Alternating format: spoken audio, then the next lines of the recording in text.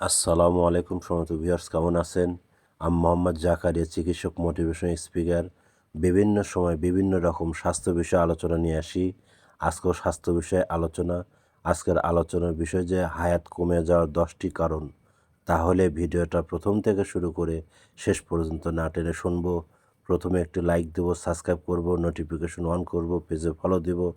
তাহলে স্বাস্থ্য সম্পর্কে নোটিফিকেশন আপনাদের কাছে পৌঁছে যাবে। তাহলে বন্ধুরা মনোযোগ দিয়ে শুনুন। হায়াত কমে যাওয়ার 10টি কারণ। 1. গুনাহ করা। 2. আত্মীয়তার ছিন্ন করা। 3. অন্যায়ভাবে মানুষের হক নষ্ট করা। 4. ধোঁকা ও প্রতারণা করা। 5.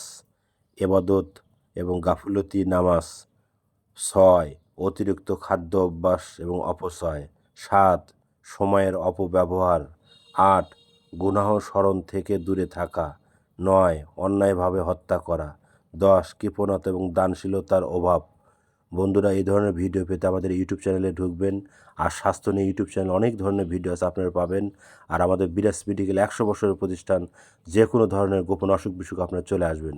তো বন্ধুরা, এতক্ষণ মনোযোগ সহকারে দেখার জন্য সবাইকে ধন্যবাদ।